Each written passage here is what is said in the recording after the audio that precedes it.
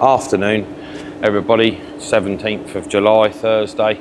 Currently cutting some second wheat and continuous wheat palladium, and the yields are absolutely shocking. Currently on a contract farm down here, and we have cut, what have we cut now? We've cut 200 acres, and we haven't cut anything on this farm over 7.3 tonnes a hectare yet. So on the farm's like 10-year average, we're sort of 25% down at least, which isn't very good. Here's the next lorry coming in. We're currently using both combines, the Ideal and the Class, with a chaser bin and loading lorries. Simon's here just looking after all the grain, pushing up, looking after the lorries, testing out every load, the hectolitre weight, moisture and temperature. We're currently at about between 14 and 16% moisture. Yeah, and we're just very disappointed. The barley harvest was incredible, and so was the rape harvest, but the wheat harvest, which is 3/4 of what we've got in the ground this year, is pretty diabolical. Yeah, luckily, well, hopefully some tests we had done yesterday on some Skyfall, palladium and X days, they were all over 13% protein, which is good. I'm just going to take some more samples in a minute, and go and get them tested to see where we're at. It would be an absolute disaster if we hadn't got the protein, but it's looking like we have at the moment. The grain's very dark. So yeah, that's where we're at really. We better get this lorry in and tip, don't we? But you take that. Because it sounds like there's a digestate lorry. We're currently also on this farm today here. We're also applying digestate on before oilseed rape. With the rain coming this weekend, well, hopefully it'll soften the ground up. At the moment, we wouldn't actually get the rapid lift and Vardistat in the ground. It's so hard. We put a pea length of straw down a crack this morning in one of the fields, and we got it down to 30 inches, which is incredible really. And you know, I got fairly big forearms, and I can get my hand and forearm down a lot of these cracks. We haven't cut any first wheats yet on this farm. The last farm we were at, we've completely cleared that. A new market at Burwell, where I live, that averaged 8 tonne across first and second wheats. So I think for the year I've got to be happy. But to put it in perspective, last year we averaged 10.8 on that farm across first and second wheats, and sold it for £240 a tonne with the premium. So when you take that, we're sort of 2.8 tonnes down.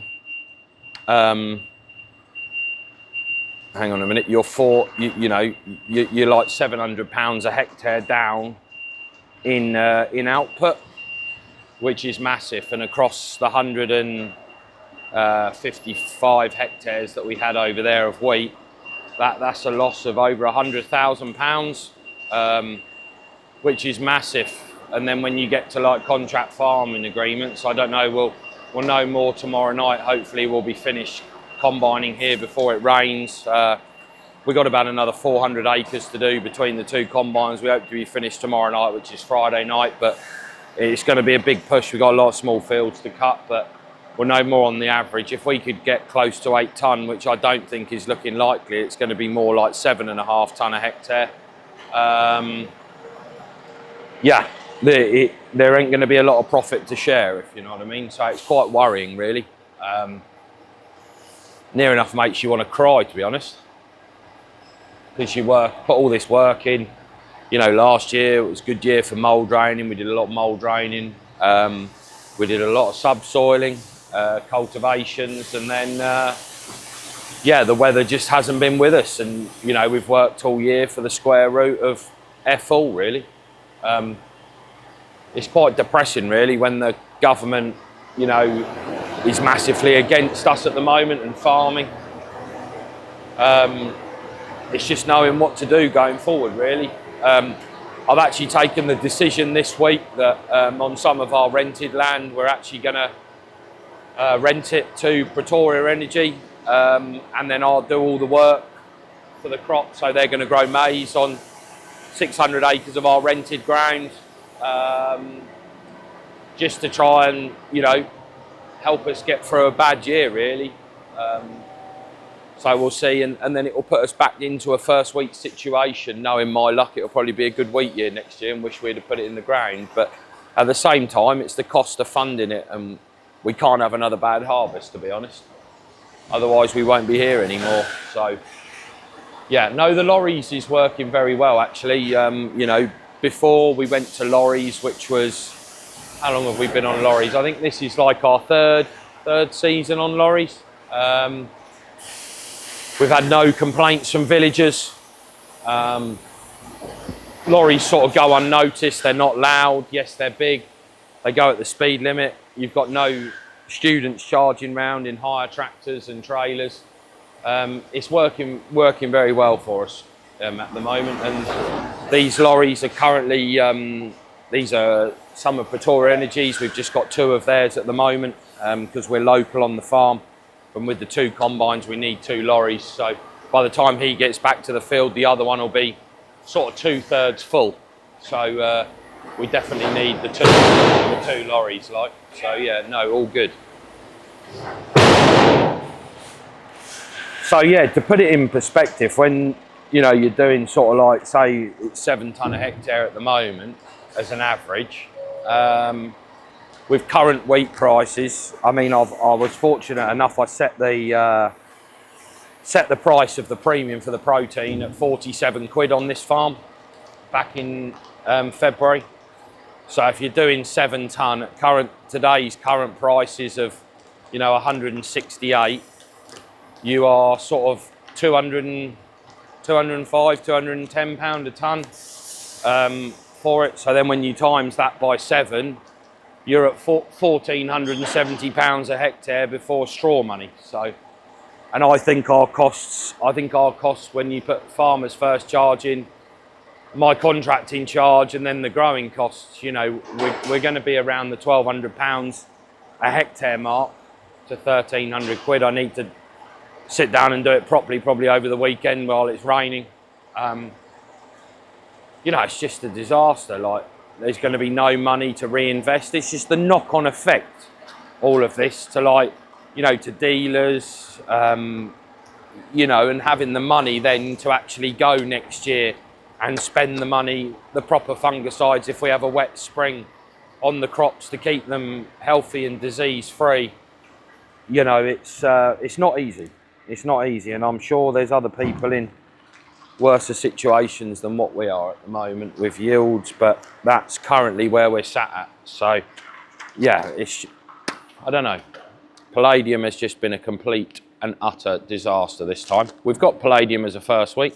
We actually cut 8 acres of first wheat yesterday, and that did 10.5 tonnes a hectare.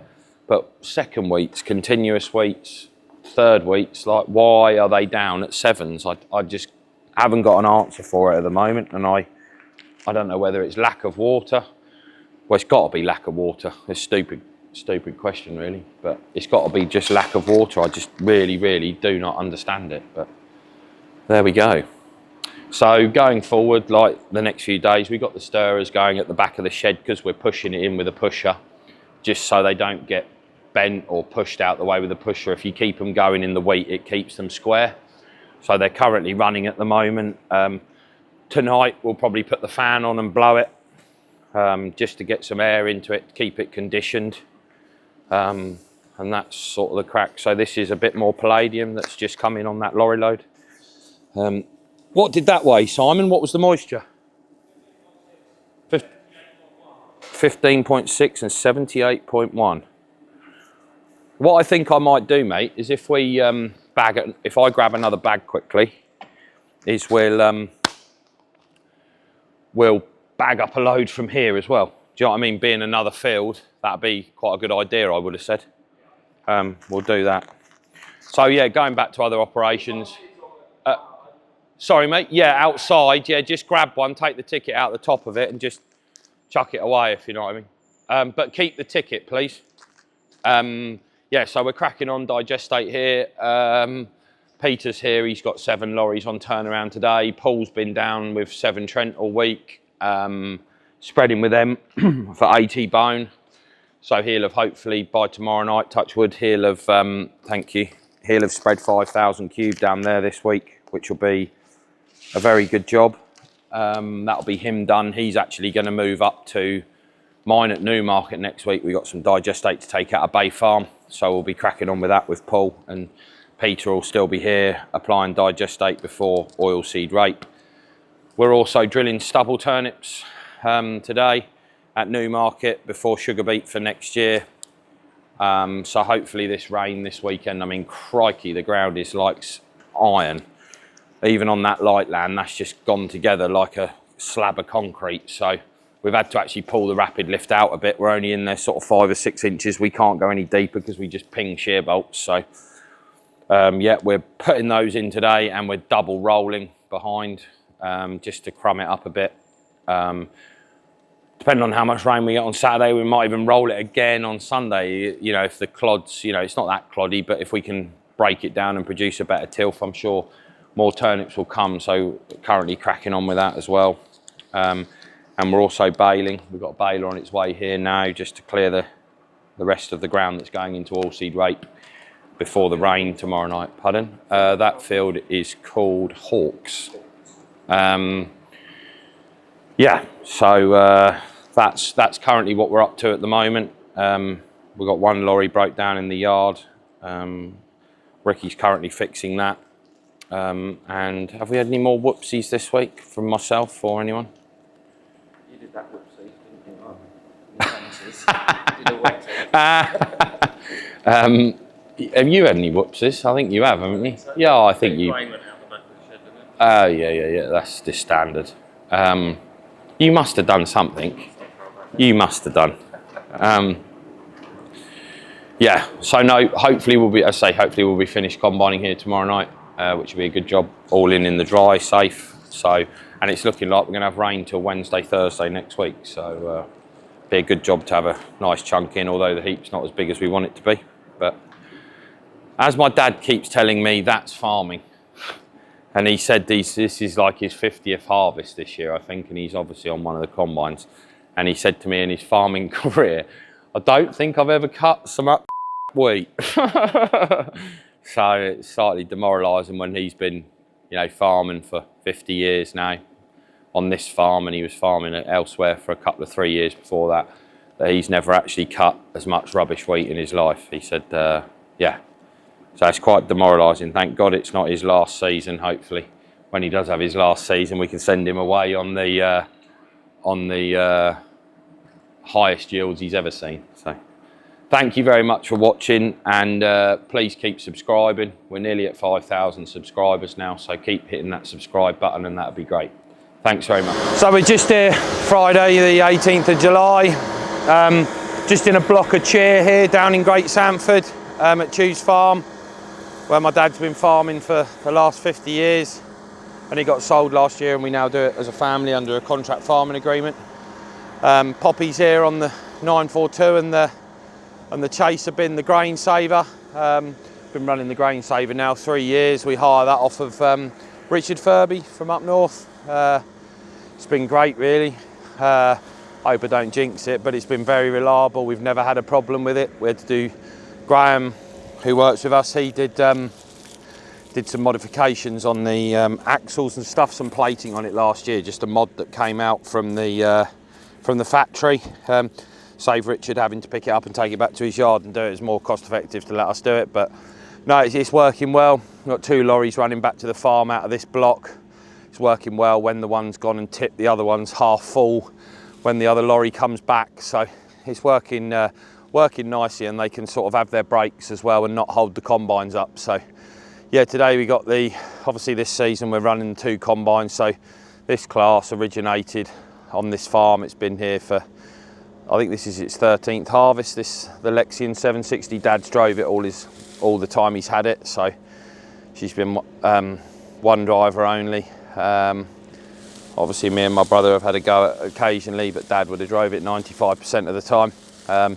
So yeah, they're running together today. Well, they have been since we started wheat and oilseed rape, to be fair.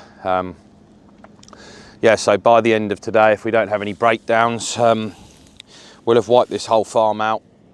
So we've got a little bit of spring barley we're going to do shortly.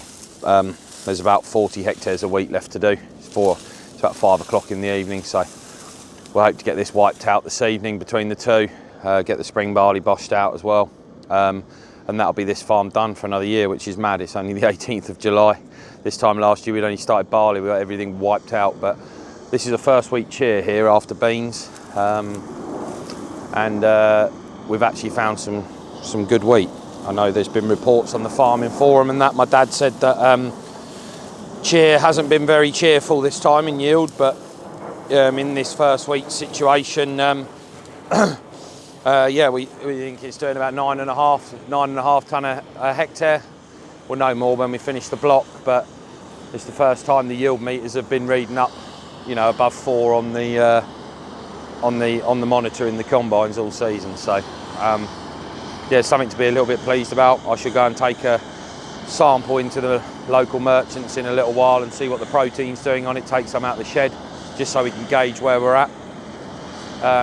But yeah, no, so once we finish today, we'll have done 1,100 acres of wheat, and we've got about 1,450 left to do. So we're nearly halfway through the wheat now, which is incredible considering it's only the 18th of July.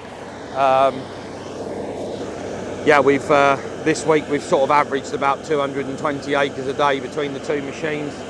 That's with all the moving about, you know, headers on and off on different blocks, you know, moving up and down the road.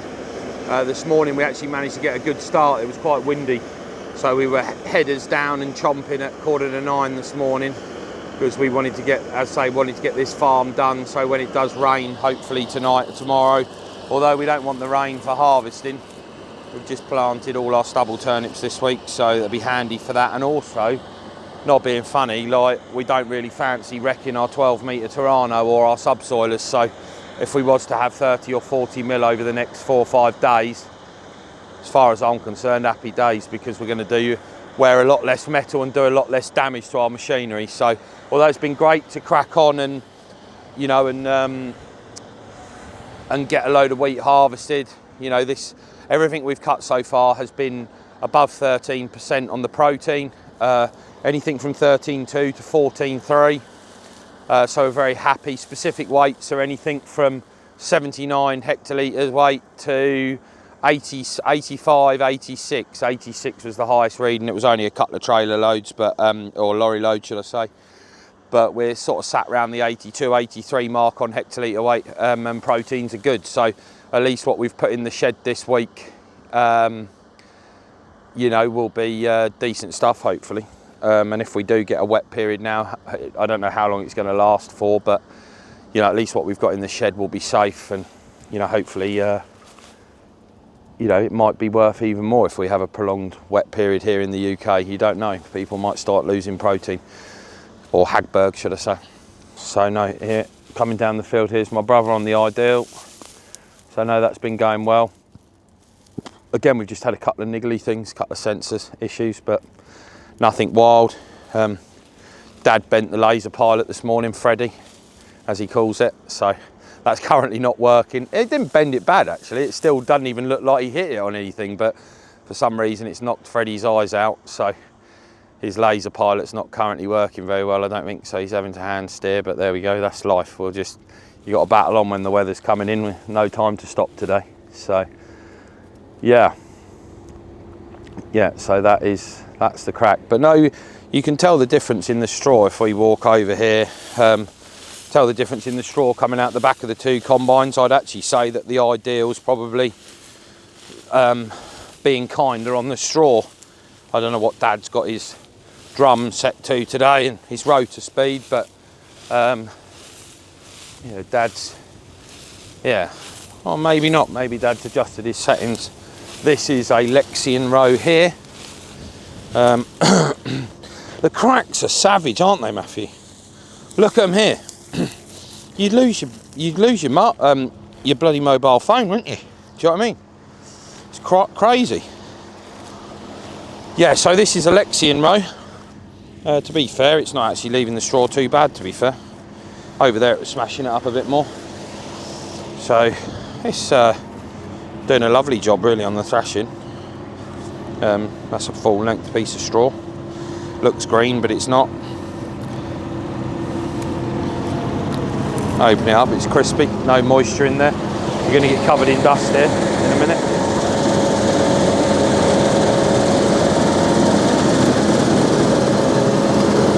There goes the idea.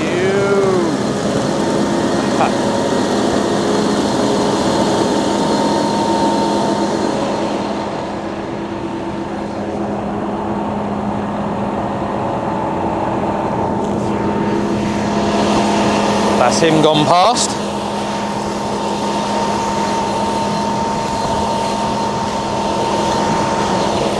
So yeah, no, pretty similar job really, isn't it? If you know what I mean. On the straw front.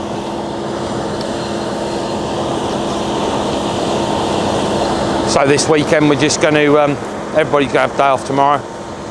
A few of us will come in on Sunday because we've got to remove a load of digestate out of Bay Farm material change next week, so we just get set up there on Sunday ready for Monday. We got 5 tankers running out of there back to mine at Burwell, so we'll be spreading on the stubble turnips and that back at mine next week before they come up. Try and get that on and get it, even if we do have a bit of rain while we're doing it, to wash it in a bit, so that'll be a good job. Peter's going to carry on spreading here digestate just before rate, depending on how much rain we get again. So yeah, as of tonight we'll probably be left south of Cambridge with about 700 acres of straw on the deck, I suppose. Most of it being a lot of what we farm ourselves. We've tried to clear other customers, so we got Ivan's just clearing some of our rape straw up today, another friend Ben Wilson clearing his up, and then Jack's baling here. Everybody else's we'll have off the deck, to be fair, so it'll just be this block they're harvesting here, and then all mine at home where we haven't drilled stubble turnips. None of that's been baled, so we've got 400 odd acres on the deck over there as well. So, but that's life, unfortunately. It'd have been nice to have got it baled, but it is what it is. We are where we are. So Monday, Tuesday next week, Anglian Water have just got the permits to tip the sewage sludge, so this block's having, where the chaser and lorries are in the distance, we just chop that bit what they're parked on, that couple of acres up there, that meadow, just because we're having a sewage sludge heap tip there on Tuesday, and then once we get this baled after the rain, whenever that is, in a week's time or whatever, this will have sewage sludge spread on it, and then we'll make a decision whether we plough it or whether we're just going to Torano it. We'll just see what the weather does. As I say, harvesting's been done in great conditions. I mean, there's no compaction there from the combines or the chaser bins, so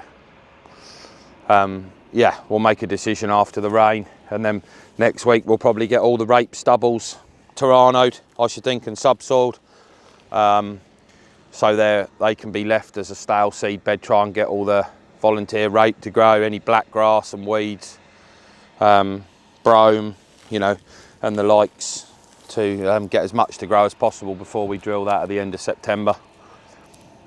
This year I'm not going to hang about with drilling. If we see rain coming, we'll have it large and in charge and get everybody on the go. I ain't about waiting for black grass any longer. I can't be doing with it. That is the only thing I'm probably happy with this harvest. I have not seen yet, I've seen the odd plant of black grass in some of our wheat, but across everything we've cut, everybody said how clean the fields are. So that is one of the only bonuses that's coming out of this last farming year, is it's been quite a clean year for blackgrass. So the preems did a fantastic job last year, which is good. So yeah, who knows, every year is different. Let's just hope we have a kind of spring next year for us, a bit more rain. Obviously the 2 previous to this has been a deluge of rain. It's been sweat through everywhere, and then this spring it's been the role reverse, where we've been crying out for it. But everybody keeps telling me we should be happy with the yields we're getting, but you know, you don't work all year to earn the square root of all money, do you? That's the depressing thing about it, really, is obviously you have a plan on like reinvestment and stuff like that, you know, into machinery, or you know, next year. If you've got to spend more on fungicides, you've got to have the cash in the bank to buy the likes of Miravis, the fungicides, you know, at T2, you know, so we just need to hope these prices keep creeping up. I did see today wheat had gone up a massive £2 at something this afternoon, but whether at the end of play that is the true figure, I don't know. But we'll soon find out. Soon find out as it goes on. I mean, the stories across speaking to friends, I think everybody's sort of around the same mark really. Anything from sort of 6.5 tonne a hectare, you know, in East Anglia on heavy soils up to sort of 10. You know, it's such a massive range. It's wild. But I'd say most people will probably. People might say I'm lying, but I don't know. I'd like to think that most people would average out between 7.5 and 8 tonne a hectare, I think, which is probably 20 to 30% down on where people would like to be, if you know what I mean. So a lot below budget. We'll move out the way here, Matthew, otherwise we're going to get destroyed in dust again. So yeah, well, we'll have to also see about rain, because the size of these cracks, whether most of it's going to go down, if that comes down in one hit, I don't know, but we'll just have to see. We might be able to, we've got some land drainage being done on a block over at Buntingford, so whether we get enough rain that we can then mull that as well. So there'll be a lot of things to sort out and decide on in the next couple of weeks as we keep cracking on with harvest and cultivations start kicking on. But we'll get ready for drilling rape soon as well. My gut feel was it's a bit early for rape, but might have egg on my face and might drill at the wrong time and flea beetle might attack it in a big way. But my fear is you can have rape too big going into the winter and it can affect the yield massively, and things like verticillium wilt and that, if you're growing it close in rotation, the earlier you drill it, the bigger problems you'll have with diseases like that. It's all well and good, the battle of getting it away from the flea beetle, but the battle then is slugs, pigeons, verticillium wilt. You know, between a combination of all them, they can really destroy a crop of oilseed rape. So you have to do what you think's best. So yeah, maybe towards the end of next week, we'll have a look, see what we do about rape drilling. I mean, it's the 18th today. I would have thought, you know, end of next week, beginning of the following week, you know, end of July, getting into August.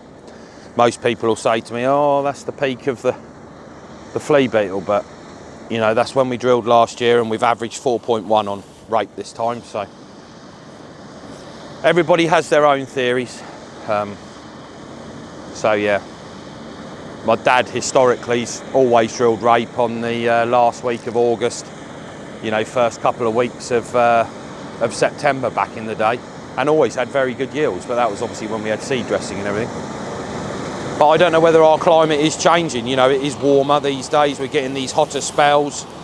You know, I don't know what the soil temperature would be at the moment. If you had some rain and put rape in, I mean, it'd be up in a couple of days. So whether our climates are changing massively, and you know, we're seeing harvest is coming more and more forward each year. You know, the last 5 years we'd have been combining wheat in July. It'd been more common than not, whereas 10-15 years ago we'd have been combining wheat August the 8th, 10th. That'd have been the norm. But we tend to be, we're getting sort of a couple of 3 weeks earlier. Well then, when you take, if you're then drilling a couple of 3 weeks earlier, because the seasons are changing, if you were originally a rape grower that was drilling in the third week of August, well, if you're drilling harvest is, you know, 3 weeks earlier, you're drilling 3 weeks earlier, it's the end of July. So I don't know, who knows? I'm not a scientist, and well, there we go, we just do what we think's best as farmers. So yeah, thanks so much for tuning in again, everybody. Please hit the subscribe button if you haven't already. You know, we're getting sort of anywhere from 11,000 to 20,000 views a video, and we've only got sort of just under 5,000 subscribers. So it'd be much appreciated if you could click that subscribe button, and Matthew will get very horny over it if you get more subscribers. So yeah, thank you very much, and we'll see you next week. Cheers.